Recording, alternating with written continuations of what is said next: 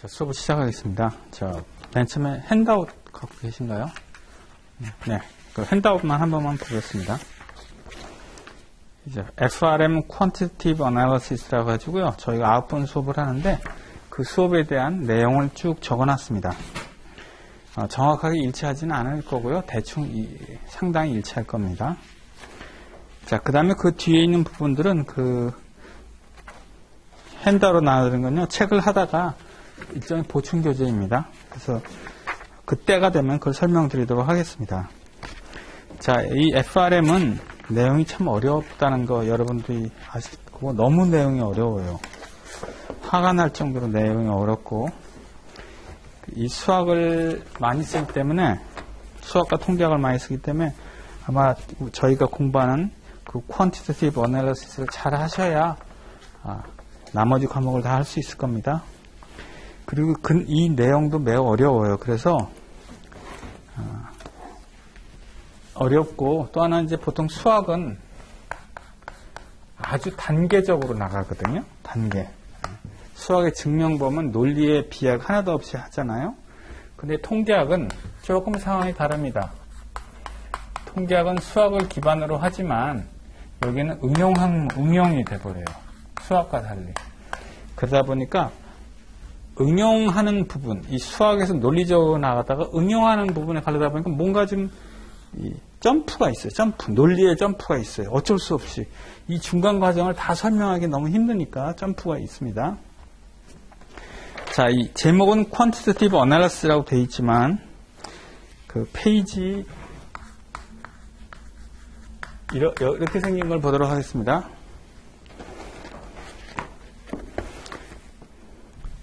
자, 제목은 Quantitative Analysis에서 보통 퀀트 하는데 내용은 뭐냐 했더니 Reading 12 보니까 Fundamentals of Probability 확률론이에요.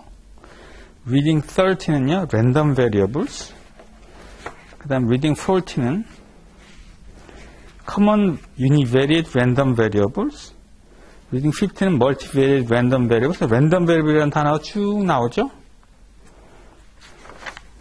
그 다음 페이지의 제목만 보겠습니다. Sample Moments. 아마 처음 들어보신 용어일 거예요. 그 다음에 Hypothesis Testing, 가설 검증이고, Linear Regression, 회귀 분석이고요. Regression, 그래서 Regression이 계속 나옵니다. 페이지 4에는 Regression이 계속 나와요. 그리고 페이지 5를 보겠습니다. 5에 본 제목들이 뭐냐면 Stationary Time Series, Non-Stationary Time Series 이런 것도 나오니까 시계열 분석이에요. 페이지 4는 회귀 분석이 많고 여기는 시계열 분석이 많아요. 이건 통계고요. 통계를 기반으로 해서 회귀 분석과 시계열 분석을 배우는 게 우리가 할 일입니다. 그런데 이 과목이 9번인데 학부에서는 통계학을 한번 비교해 보겠습니다. 학부에서 배우는 통계학, 학부에서 한 학기를 하는 경우에는 회귀 분석 안 합니다. 보통 한 학기 과목에서는. 두 학기 과목에서는 회귀 분석까지 합니다. 그러니까 두 학기를 통계학을 하는 경우가 있어요. 그러면 통계학 1, 통계학 2에서 통계학 기본과 회귀 분석을 해요. 근데 회귀 분석도 간단한 회귀 분석을 하지 여기처럼 독립변수가 여러 개 있는 것까지는 하질 않아요. 그래서 요 세모 정도 하죠. 이거는 학부에서 거의 안 합니다. 굉장히 내용이 어려워요. 이해는 그림으로 이해가 쉬운데 내용, 이론이 들어가면 굉장히 어렵습니다. 자, 우선 개론은 그 정도로 설명하고요. 페이지 2를 보도록 하겠습니다.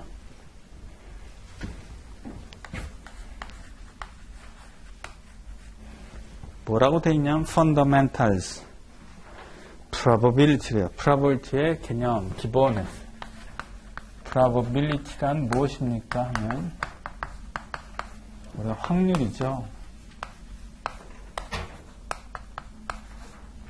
확률을 Probability라고 하는데 확률은 영어로 P다 보니까 T를 씁니다. 통계학이나 수학에서 항상 뭐 길게 말을 하질 않아요. 항상 기호로 표시합니다. 이렇게 해요.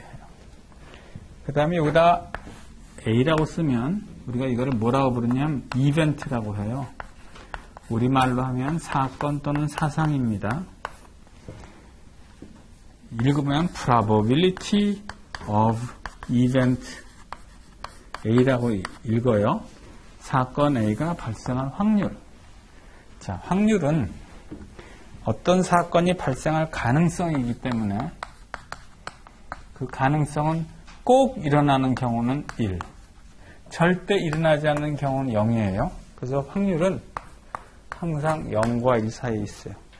근데 우리가 말을 하다 보면 나 200% 확신해. 200%야. 200%. 그 200%는 그냥 강조하기 위한 거지.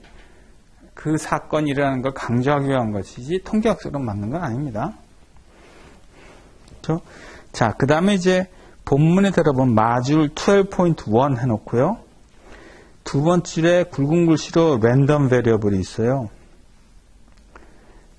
자, 이제 문장 전체를 읽을 수는 없고 저희가 굵은 글씨나 이태리 글자가 나오면 그걸 핀포인트 해가면서 읽어보도록 하겠습니다. 자, 랜덤 베리어블이 뭐냐 했더니 그 마줄 12.1의 첫 번째 패러그래프를 읽어보겠습니다. When an outcome is unknown, such as outcome of the flip of the coin, 코인을 플립 던졌을 때 결과와 같이 outcome이 unknown 하면 좀 블라블라블라블라 한 다음에 refer to it as random variable, random variable이라 부릅니다 했어요. 자, random variable은 통계학에서 가장 기본이 되는 단어예요. 우리말로 번역하면 확률 변수입니다.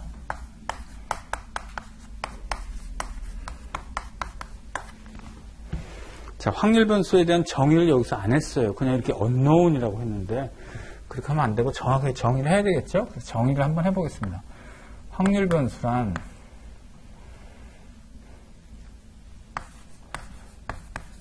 uncertain, unknown이에요. 말하는 거예요. 조금 전에 말한 number를 지니고 있으면 우리가 확률 변수라고 합니다. 확률 변수는 기호로 대문자를 표시합니다. X, Y, G를 쓰고 이탈릭체를 써요. 왜 그러냐면 영어는 이렇게 영어 글자가 쭉 있는데 여기서 X라고 쓰면 뭔지 구별을 못하잖아요. 그래서 이태릭 글자로 해서 X를 써요. 근데 우리나라는 그럴 필요는 없겠죠. 왜냐하면 한글이니까 우리나라는 그래도 우리나라 책도 다 이태릭으로 씁니다. 따라서 자, 질문이 뭐냐면 이거예요. 한번 예를 들어보겠습니다. RB는 랜덤 베리입니다. X가 확률 변수입니까? 라고 물어보는 거예요. 지금 제가 X를 이렇게 했어요. number observed, 관측된 숫자라고 했어요. 그 다음에 여기서 roll,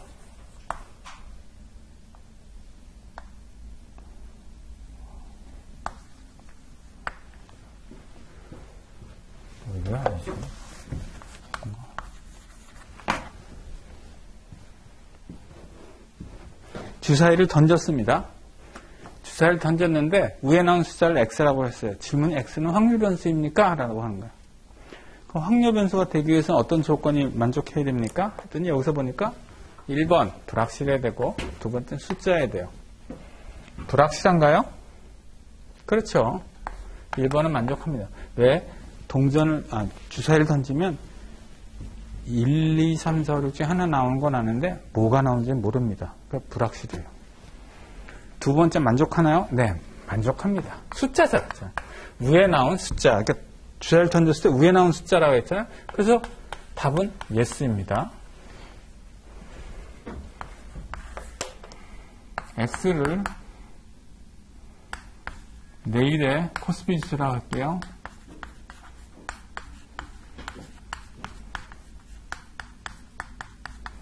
그 다음에 3번 x를 어제의 코스피 지수라고 하겠습니다.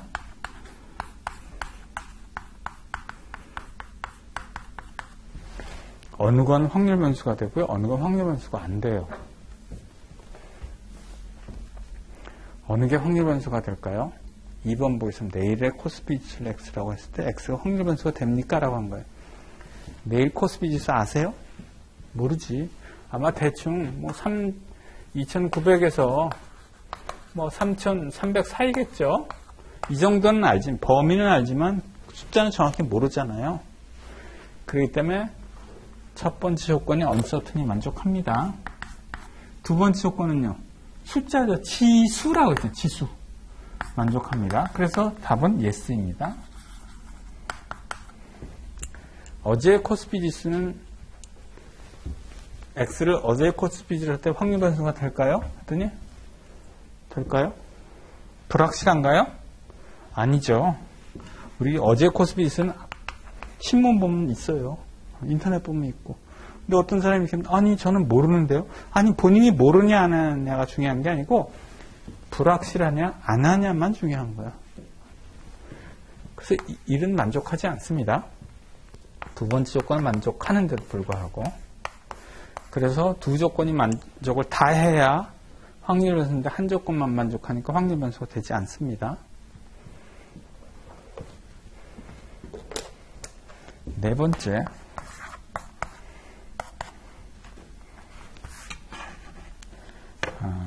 플리버 코인 하겠습니다. X를 나온 그 윗면 또는 AC 또는 테일, 앞면 또는 뒷면이라고 할게요. 확률 변수가 될까요? 동전을 던졌는데 동전을 던졌어요. 그럼 윗면 또는 앞면이 나와. 이렇게 정의했을 때 이 X가 확률 변수 될까? 언서튼합니까? 언서튼하죠. 뭐가 나오는지 모르잖아요. 윗면이 나올지 앞면이 나올지. 숫자인가요? 숫자가 아닙니다. 그래서 확률 변수가 되지 않습니다. 그래서 고등학교 때 선생님이 이렇게 가르쳤어요. 이거 어떻게 하냐면 이렇게 했어요. H나 T로 하지 않고 이렇게 하자 했어요. 1 또는 0을 주자. 앞면이 나오면 1을 주고 뒷면이 나오면 0을 주자 이렇게 해요. 왜 이렇게 했을까요? 이렇게 되면 확률 변수가 됩니다. 확률 변수를 만들기 위해서 0과 1을 부여한 거예요. 그럼 왜 억지로 이상하게 확률 변수를 만들어요? 안 만드는 게 더 좋은데? HT가 더 좋지 왜 0과 1이 좋아요? 하는 질문할 수 있습니다. 자, 확률 변수가 어떤 경우 하는 거니까 확률 변수라는 것은 통계가 기본이 된다 그랬어요. 그래서 통계학이 무엇입니까 하면 우리가 이렇게 데이터를 이용해서 분석하고 이렇게 할 수도 있지만 또 다른 해석 통계학이 뭐냐는 질문에 이렇게 답할 수 있어요. 불확실한 사항을 정량적으로 공부하는 게 확률 통계학이다. 확률 변수 정의랑 똑같죠? 불확실한 사항을 정량적으로 공부하는 거예요. 통계학이라는 게. 즉 무슨 얘기냐면 확률 변수냐 통계학이 아주 기본이 되고 너무 중요한 기본 개념이라는 얘기입니다. 자, 그럼 불확실한 상황이에요. 궁금한 게 뭘까요? 불확실한 상황 궁금한 게 뭘까? 뭐 불확실한 뭔가 불확실하든 뭔가가 있어야 될 거 아니에요. 뭔가가 기준점이 있어야 될 거 아닙니까? 통계학에서 이제 그걸 제시하려고 하는 겁니다. 자, 확률 변수가 되는 경우를 봤더니 통계학에서는 확률 변수의 정의가 통계학이 뭐냐가 똑같다고 그랬어요. 통계학은요, 확률 변수 아닌 걸 공부할 필요 없습니다. 어제의 코스피는 공부하는 거 아니에요. 할 필요 없는 거예요. 그러면 뭘 공부하냐? 이런 거 공부하는 거예요. 통계학은 불확실한 상황에서, 즉, 내일의 코스피 지수를 공부하는 겁니다. 그럼 이런 거 공부할 때, 제가 코스피 지수를 갖고 있어요. 지수 펀드를 갖고 있어요. 그럼 궁금한 게 뭡니까? 내가 갖고 있을 때 내일 얼마나 될까? 내일 코스피 지수가 얼마나 될까? 되게 궁금하잖아요. 내일 코스피 지수가 떨어질 것 같으면 지금 팔고 올라갈 것 같으면 사고 하면 되는 거 아니에요? 그럼 내일 코스피 지수가 얼마나 될까가 뭐냐면 expected value of X예요.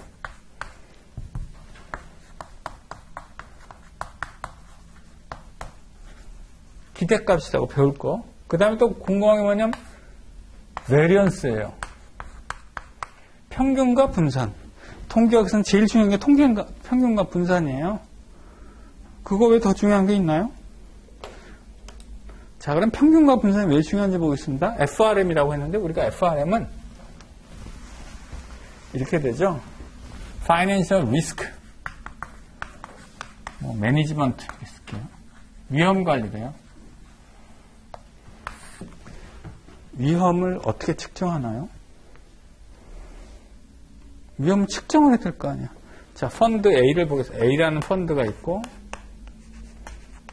펀드 B가 있어요. 비교해봅니다. 어느 펀드가 위험하지 않아. 어느 펀드가 위험해. 우리 펀드를 구분할 때 고위험군, 중위험군, 저위험군 있잖아요. 뭐로 구별하는 거예요? 그냥 하는 거? 아니고 이걸 측정을 해야 될 거 아닙니까? A와 B 어느 게 더 위험한지 아는지 측정하는 방법은 리스크를 측정하려면요 분산이에요. 분산 또는 표준편차. 그 외에 다른 방법이 없습니다.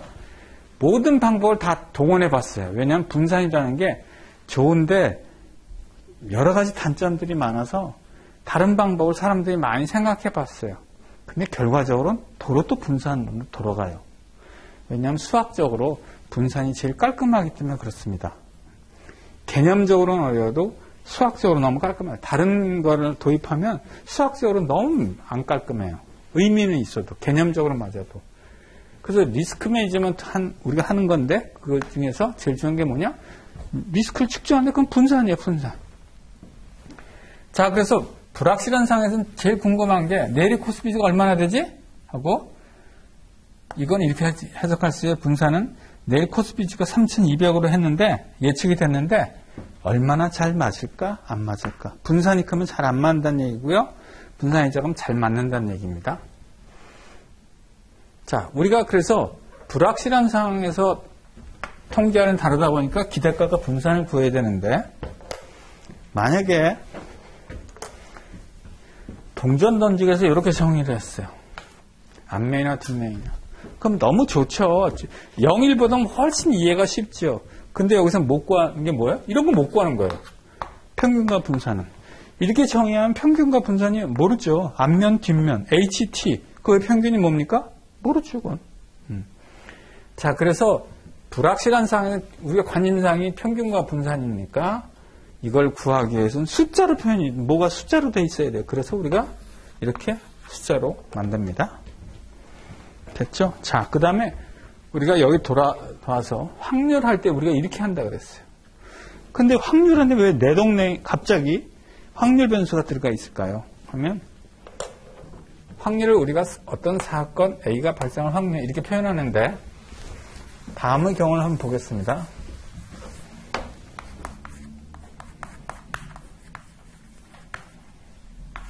주사를 던졌어요. 그럼 X가 나올 수 있는 건 1, 2, 3, 4, 5, 6 중에 하나고 각 값이 나올 확률은 6분의 1이겠죠. 이건 안 해도 여러분 다 아실 거고. 그럼 이건 뭡니까? 이것도 확률이잖아요. 확률이죠. 쉽게 말하면 X가 2, 1의 확률은 6분의 1입니다. 한 거예요. 그 표현해 보세요. 확률은 6분의 1입니다. 그럼 여기다 뭘 쓰면 좋을까요? 2가 나올. 이렇게 숫자로는 글로는 표시 않습니다. 통계학은 항상 명확하게 기호로 표시해요. 이렇게 표현하면 되겠네요. X가 2, 1 확률. 이렇게 표시하면 되겠죠?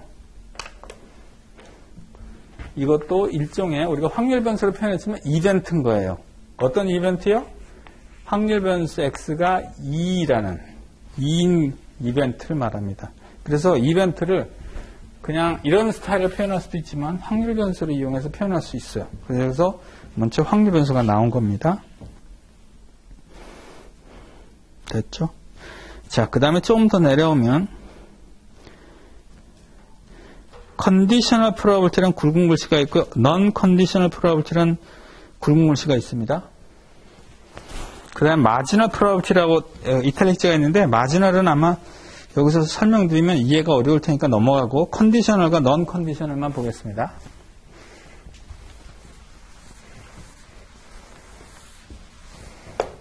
우리가 여기서 배운 이거를 프로버빌리티라고 했어요. 그럼 이번엔 뭘 배울 거냐면 conditional probability를 배우겠습니다. 우리말 번역하면 조건부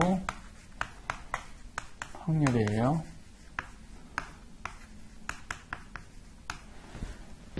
근데 여기 보니까 컨디셔널 말고 언컨디셔널이 있네요.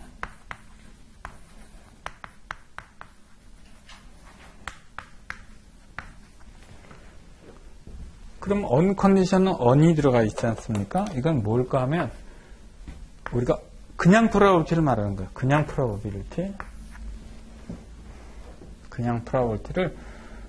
언컨디셔널 프로버빌티라고 불러요. 왜 그럼 이렇게 언컨디셔널을 쓰느냐 하면 컨디션하고 구별하게 명확하게 제가 컨디셔널 프로버빌티하고 그냥 프로버빌티 하면 헷갈리잖아요. 그래서 컨디션하고 그거가 아니다고 명확하게 구별하기 위해서 언컨디셔널 합니다. 우리나라에 보면 메모리 반도체가 우리나라는 잘하고 있잖아요. 근데 또 우리나라는 비메모리 반도체라고 합니다. 우리나라는. 근데 우리나라를 제외하고 아무도 이렇게 비메모리 반도체라는 말을 쓰질 않아요. 근데 우리나라 입장에서는 이게 중요한 단어죠. 왜냐하면 우리나라는 다 메모리 반도체니까 그거 아닌 거라고 해서 명확하게 표시하는 거예요. 마찬가지로 조건부 확률인데 그거 아닌 거를 하기 위해서 명확하게 표시하기 위해서 언컨디셔널 용어를 씁니다.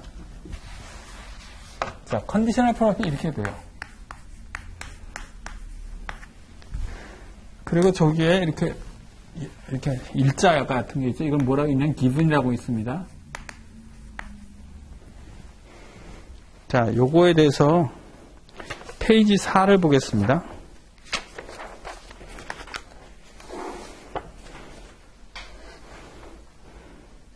페이지 4의 아랫부분에 보면요. conditional and unconditional probabilities라고 되어 있죠. 볼게요. 그 다음에 conditional probability라고 굵은 것이 있고 이렇게 표시되어 있습니다.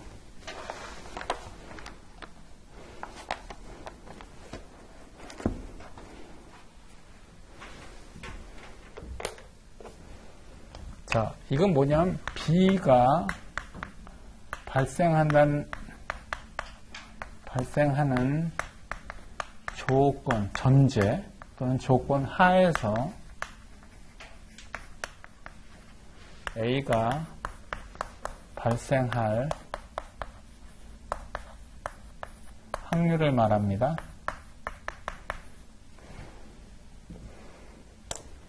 자, 그러면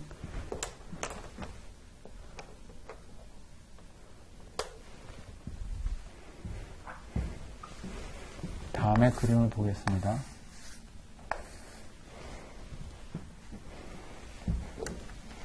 남자와 여자가 있고 노란색과 빨간색이 있어요.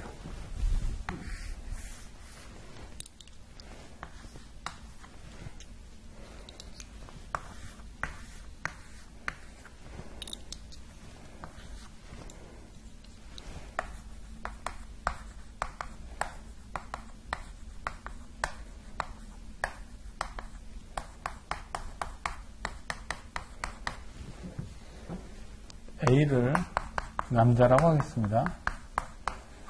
B를요, 노란색이라고 하겠습니다. 그럼 여자는 뭐로 표현하면 됐나요? A, 컴플리먼트. 이거 컴플리먼트로, 이거 여집합. 이렇게 표시하기도 하거나, 왜 이렇게 표시하거나 해요? A 컴플리먼트면 남자의 여집합. 남자 아닌 사람들 했어. 그러니까 뭐예요? 여자들. 이 컴플리먼트는 뭡니까? 노란색 아닌 색. 그러니까 빨간색이 되겠죠?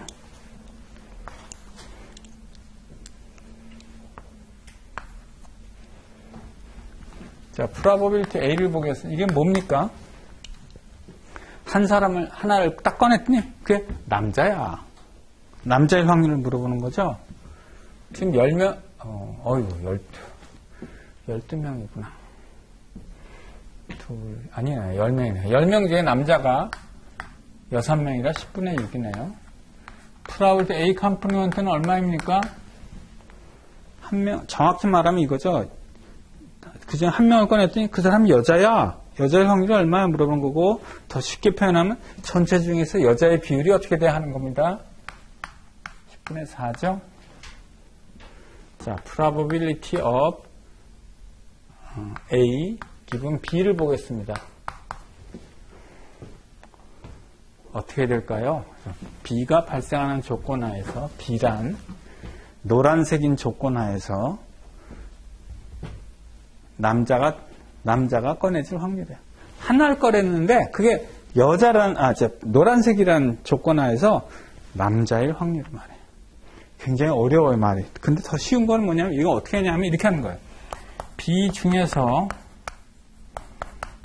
A의 비율 이렇게 하는 게 가장 이해가 쉬운 방법입니다. 그죠? B 중에서 A의 비율이요. 그랬더니 어떻게 돼요?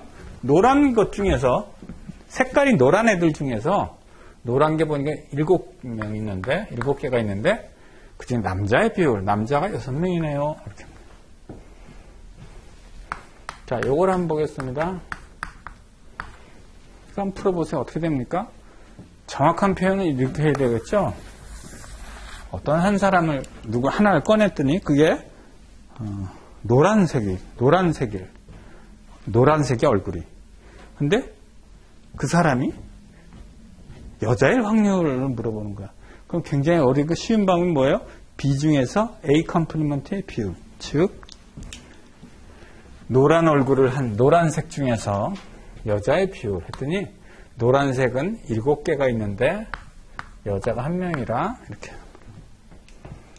이해됐나요? 그러니까 조건부 확률이 이렇게 됩니다. 자, 이거 보면 조건부 확률이 쉽게 구별이 될 것 같죠? 그죠? 해보니까 이렇게 이거 두 개는 딱 이건 A의 확률이고 이건 B 중에서 A의 비율이고. 자, 그런데 여기서는 쉬운데 이거하고 구별하려면 또 어떤 때는 어려워요. 자, 우리가 이거를 이렇게 한다 그랬잖아요. 가장 쉽게 해석하는 건. 그럼 이거는 어떻게 해야 되느냐? A의 확률인데 또는 A의 비율이라고 하면 되나요? 여기에 맞추면 A의 비율인데 위에 거가 비교를 해야 될 거 아니에요. 이건 조건이 없으면 이렇게 생각해요. 전체 중에서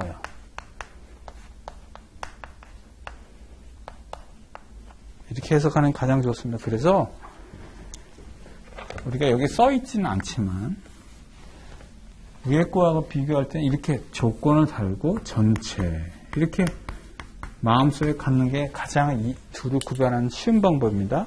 이건 B 중에서 A의 비율, 이건 전체 중에서 A의 비율. 그러면 어떤 경우에도 잘 해석을. 이건 뭐예요? 전체 중에서 A의 비율, 이건 전체 중에서 여자의 비율 하면 됩니다. 됐나요? 그 다음에 페이지 5에 그 토탈 프로바빌티 룰이라고 되어 있는데 그건 좀 이따 하고 그 밑으로 내려와서요. 요거 하는 거 식이 있어요. 식 같은 게 있는데 그걸 설명을 드릴게요.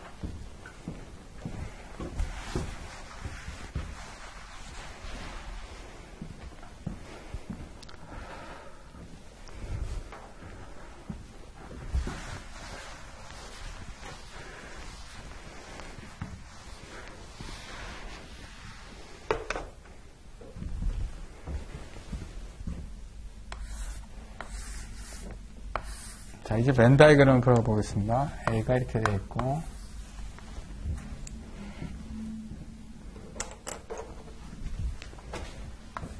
B가 이렇게 되어 있어요.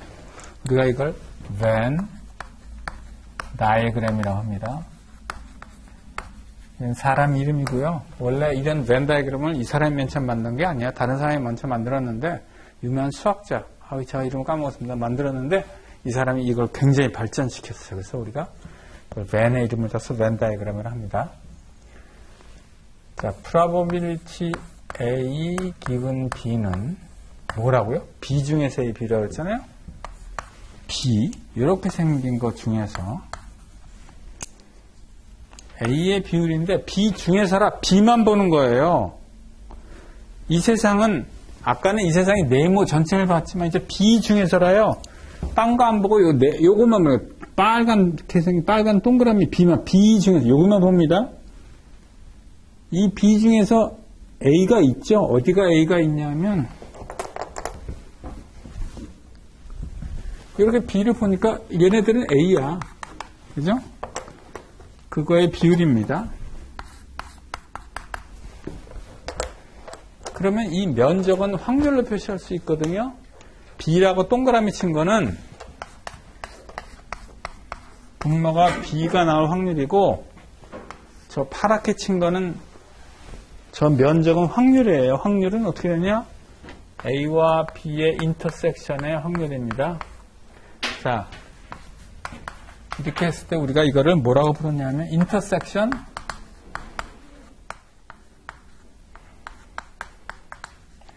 우리말로는 뭐죠?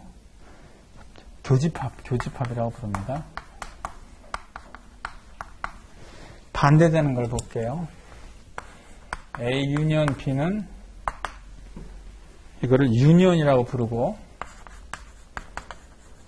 합집합이라고 부릅니다.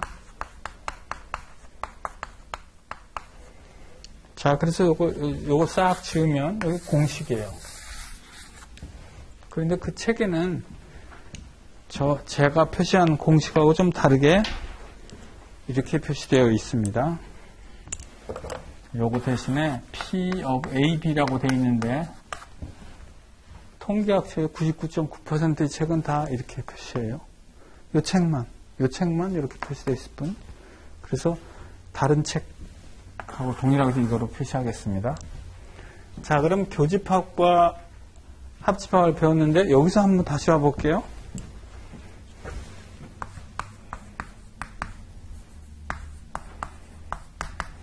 이거 한번 풀어보세요.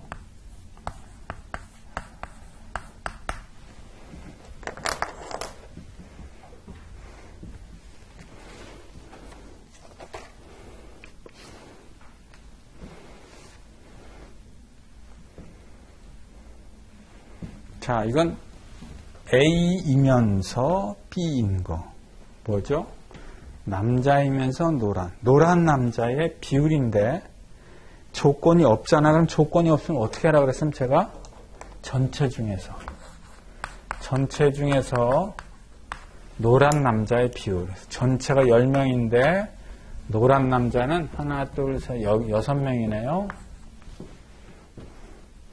그 다음에 이걸 보겠습니다. A 유니언 B. A 또는 B죠.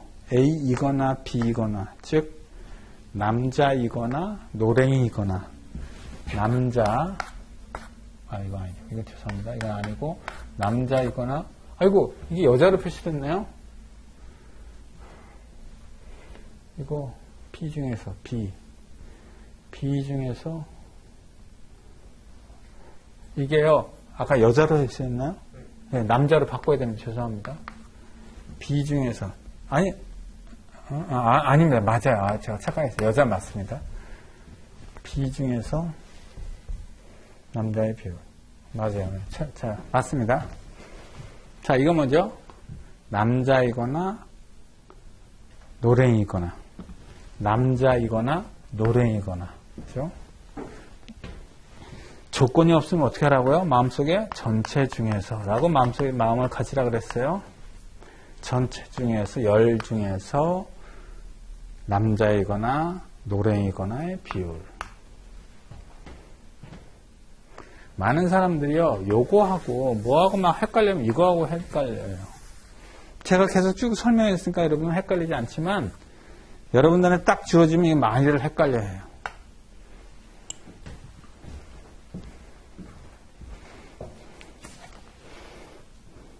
그렇죠? 그래서 거기 우리가 이걸 컨디셔널 프로바빌리티를 계산할 때 공식입니다. 이건 꼭 외워둬야 할 공식이에요. 자, 그 다음에 그 위에 보니까 토탈 프로바빌리티 룰이라고 되어 있는데 그거보다 조금 더 위로 가겠습니다. 조인트 프로바빌리티가 굵은 것이 보이나요? 위에서부터 하나, 둘, 한 7번째 굵은 글씨로 조인트 프로바빌리티라는 게 있어요. 자, 우리가 프로바빌리티를 배웠고 컨디셔널 프로버티를 배웠어요. 이게 정상적인 프로버티고 이거보다 조금 다른 거를 우리가 다르게 생겼잖아요. 형태가. 그러면 거기다 이름을 붙이는 거예요. 그 중에 하나가 조인트 프로버티예요. 조인트라는 게 뭐예요? 뭔가 조인트 했대요. 만났대요. 뭐야? 이런 걸 조인트 프로버티라고 합니다. 하나만 있는 게 아니라 두 개가 있어. 근데 두 개가 있는데 인터섹션으로 있어. 그걸 우리가 조인트 프로버티라고 불러요. 그래서 이 경우에 여기를 조인트 프로버티라고 부릅니다. 그 다음에 토탈 프로버티 룰을 한번 가보도록 하겠습니다. 이거 좀 어려워요. 이거 공식만 달러 있는데. 자, 이로 다시 해볼게요. 이거를 비교할 거예요. 이거는 전체 중에서 남자의 비율, 이건 노랭이 중에 남자의 비율 이렇게 돼 있어요. 뭔가 관계가 있겠죠. 그 관계를 찾아보는 게 저거예요. 토탈 프로버티 룰입니다. 자, 조건부 확률은 제가 요거 그림 봐서 이해가 쉽지만 막상 예를 들어가기 시작하면 어려운 게 많이 있어요. 한번 예를 들어보겠습니다. 우리가 2002년에 월드컵에서 4강 안에 들었는데 그 다음 해 월드컵이 끝나고 몇 달 후에요. 2002년 이죠? 2002년나? 그 다음 해 월드컵에서 4강에 들은 게 몇 년이니? 아니 2002년 그런가요? 뭐 오락가하네요. 그 다음에 2월 달에 또 전 국민이 다 같이 한 게 있어요. 근데 지금은 아무도 기억을 못 합니다. 월드컵에서 전 국민이 흥분한 건 기억하고 그 6개월 후에 전 국민이 또 흥분한 게 있었는데 기억을 아무도 못 하고 있습니다. 그때 6개월 후가 뭐냐면 로또예요. 로또가 1등이 470억이었어요. 우리 역사상 가장 큰 1등이었습니다. 왜 이렇게 됐냐면 1등 당첨자가 몇 번 없었어요. 그래서 이 470억이 된 다음에 한 명이 1등이 됐고 이 이후로 로또 시스템을 바꿔버렸습니다. 너무 사행성이 높다고 해서 로또의 번호를 하나 빼버렸어요. 지금은 그래서 매번마다 여러 명의 1등 당첨자가 나옵니다. 근데 당시는 지금보다 로또 번호가 하나가 더 있어서 1등이 나올 확률이 굉장히 낮았어요. 그래서 이제 1등이 한 번 안 나오고 또 한 번 안 나오고 몇 번 안 나오고 그 다음으로 넘어갑니다. 근데 이제 이렇게 우리나라의 사상체가 크니까 뭐 아침 방송마다 막 나왔어요. 이 얘기에 대해서. 그래서 이제 그 화일진 보니까 누가 이런 얘기를 해요. 로또에 당첨될 확률은 얼마냐 그랬더니 이렇게 얘기합니다. 벼락 맞은 자가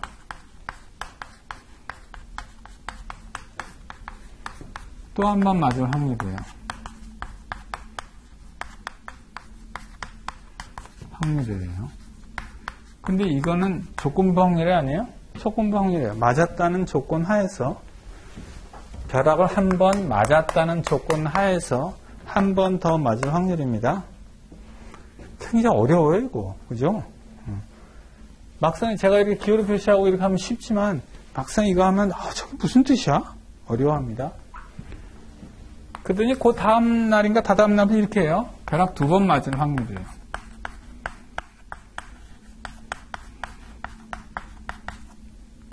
어느 유명한 철학 수필 책에도 보니까 로또 당첨 확률이 벼락 2번 맞는 확률이라고 나와 있더라고요. 그 책에도. 어느 책을 제가 최근에 읽다 보니까. 자, 둘의 확률은 같을까요? 틀릴까요? 어느 게 확률적으로 높겠습니까? 잘 모르겠어요. 물어보면 다 반반이에요. 반반. 그리고 그 밑에 거는 이해를 하겠어요. 벼락 2번 맞는 확률이에요. 근데 벼락 맞은 자가 또 맞을 확률은 2번 맞는 확률일까요? 한 번 맞을 확률일까요? 2번 맞을 확률일까요? 한 번 맞는 확률입니다. 이렇게. 자, 벼락 2번 맞은, 보통 벼락 한 번 맞을 확률이 1000만분의 1이래요. 3번 맞고, 또 맞고. 뭐, 벼락을 맞을 확률이니까, 기간은 그냥 대충 할게요. 대충. 그 2번 맞으려 하면 이렇게 됩니다. 이건 뭐냐면 제가 동전을 던져서 앞면이 나올 확률이 2분의 1이라고 해보겠습니다. 두 번 던졌는데 앞면이 두 번 다 나올 확률은 2분의 1 곱하기 2분의 1이죠. 그와 비슷한 거예요. 그럼 이게 10의 14승분의 1입니다. 이건 확률적으로 너무너무 불가능한 확률이에요. 근데 어느 제가 동영상을 봤더니 어떤 사람이 두 번 맞았어요. 그 자리에서. 그 동영상 봤는데 중국 사람인데 두 번 맞은 걸 봤습니다. 이건 어떻게 될까? 이건요, 벼락을 앞으로 두 번 맞는다는 얘기 아니야. 이미 한 번 맞았어. 끝났어. 끝난 거야. 이거 맞은 거야. 과거지사야. 한 번 맞을 확률이에요. 다만 누구 중에서? 맞은 사람들 중에서. 그래서 이 세상은 둘로 나누는 거예요. 사람은 중에서 맞은 자가 있고 안 맞은 자가 있습니다. 맞은 자 중에서 또 한 번 맞을 사람이 있고 안 맞은 사람 맞을 수도 있잖아요. 지금 무슨 얘기냐면 이거 빼고 맞은 자 중에서 한 번 더 맞을 사람의 비율을 말합니다. 만약에 한 번 더 맞는다고 할게요. 그럼 이거 어떻게 되냐면 이렇게 되죠. 그림은 면적으로 말하면 이거 중에서 맞은 사람들 중에서 또 한 번 맞을 사람의 비율을 말하는 거예요. 결국 한 번 맞는데 누구 중에서 특별한 사람 중에 맞은 사람 중에서라는 얘기예요. 그럼 맞은 자하고 안 맞은 자하고 왜 이렇게 구별을 하냐 하면 이래요. 여러분 서울에서 벼락 맞은 사람이 있나요? 제가 너무 괴로워서 하느님한테 막 얘기를 했어요. 나 벼락 한번 맞게 해주세요. 멋있게 맞게 해서 광화문 내거리에서 맞게 해달라고 부탁을 했어요. 그래서 하느님이 그래. 이 소원 내가 들어줄게 했어요. 그래서 광화문 내거리에서 우산을 제가 특별한 제작 한 5m짜리 우산을 들고 벼락을 맞으러 갔습니다. 벼락 맞을까요? 안 맞습니다. 왜 그러냐? 이 건물에 아주 높은 건물이 있고 거기 피뢰침이 있어갖고요. 벼락이 요 자리에 떨어져도 절대 일로 못 오고 중간에 다 새요. 그런데 벼락을 맞은 사람들은 되게 어디 사람이 이렇게 대도시에 사는 사람이 아니고 들판이 쭉 있고 아무것도 없습니다. 근데 길을 가는데 비가 와서 우산을 쓰고 가요. 벼락을 안 맞으려고 우산을 낮게 해도 높은 게 없어. 나무도 없고 나무는 저 멀리 있고요. 벼락이 이렇게 이 근처에 와도 높은 데가 없으니까 여기 오는 거예요. 즉 맞은 자라 하면 쉽게 말하면 시골에 사는 사람이고 안 맞은 사람 대도시에 사는 사람이에요. 더 편하게 말하면 시골 사람들 중에서 벼락 한 번 맞은 사람 물어보는 거예요.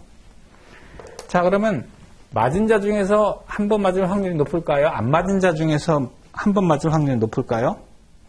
맞은 자 중에서가 높습니다. 왜냐하면 벼락 맞기 좋은 환경에 있는 사람이에요. 이 얘기는 뭐냐? 벼락 맞기 좋은 환경에 있는 사람이 벼락을 한 번 맞을 확률이에요. 혹은 시골에 있는 사람이 벼락을 한 번 맞을. 쉽게 표현하면.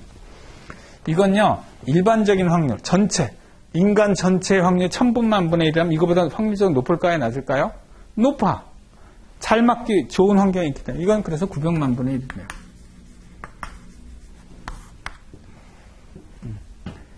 엄청나게 확률적으로 틀립니다. 우리가 조건 확률 여기서 보면 그까지 별거 없네 하는데 실제로 보면 굉장히 어려워요. 조건 확률이. 자, 그럼 이제 조건 확률 배웠고 일반 확률 배웠는데 이거의 관계. 일반 확률과 조건 확률의 관계를 표시해 주는 게 바로 이 total probability 룰이에요. 그 공식을 보면 황당하게 어렵습니다. 근데 그림으로 이해를 한번 해보도록 하겠습니다. 공장에 있는데요. 공장 1이 있고 공장 2가 있어요. 물건을 이만큼 생산합니다.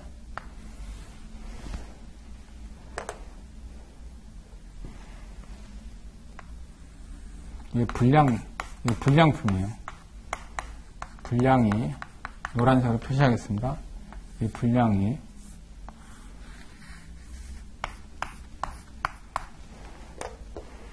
여기가 0부터 시작해서 30% 90%로 할게요. 그러니까 공장 1은 분량률이 10%고 공장 2는 분량률이 70%예요. 자, A를 뭐라고 보냐면요. 분량품이라고 보겠습니다. B를요, 여기 기호대로 쓰기 위해서 B1으로 해봐. B1을 공장 1에서 거의 생산이라고 하겠습니다. 공장 1에서 나온 생산품을 말합니다. 그럼 B2는 뭘까요? 공장 2에서 나온 생산품이고, 그렇죠? 자, 저기 보니까 프라우트 A가 있어요. 이건 뭐라고 해석하면 돼요? 두 공장 전체 중에서의 불량품이죠? 전체 공장의 불량률이라고 하면 되겠네요? 전체의 불량률. probability of A 기본 B1은 뭡니까? 공장 1에서 생산한 것 중에서 불량품의 비율. 그 공장 1의 불량률이에요.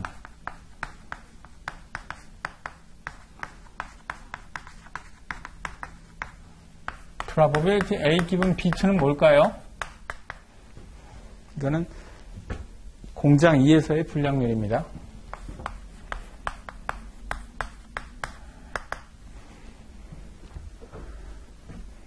지금 질문이 뭐냐면 probability A와 이 조건부 확률하고는 어떤 관계가 있냐 하고 물어보는 거예요, 지금.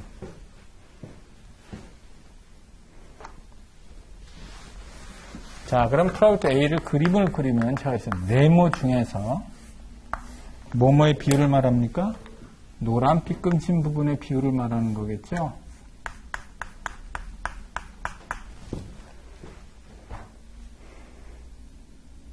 자, 근데 공장 1에서의 불량률은 얼마죠? 10%.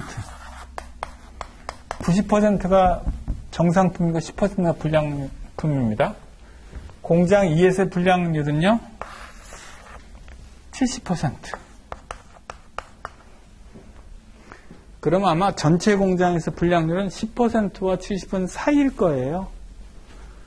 근데 만약에 여기가 공장 2라고, 공장이라 썼네요. 공장 1만 있어. 공장 2가 없어. 그러면 전체 불량률은 얼마입니까? 공장 1만 있다면 공장 2가 없으면 10%가 될 거고, 공장 2만 있어요. 공장 1이 없으면. 그럼 전체 불량률은 얼마가 될까요? 70%가 될 거고. 자, 그럼 반반씩 있어요. 그럼 몇 %가 될 것 같습니까? 10%와 70%의 중간이 되겠죠? 40%가 됩니다. 숫자를. 그게 뭐냐? 했더니 이렇게 된 거죠. 공장 A의 비율 더하기 전체 생산품 중에서 공장 1의 생산품의 비율, 전체 생산품 중에서 공장 2가 생산한 거의 비율. 이렇게 될 겁니다. 이걸 뭐라 그러냐면 토탈 프로바빌리티 룰이라고 부릅니다. 이거 굉장히 어려운 개념이에요. 이거 왜 하느냐? 일반 확률, 비조건 확률과 조건부 확률은 어떤 관계가 있는가 보여주는 거예요.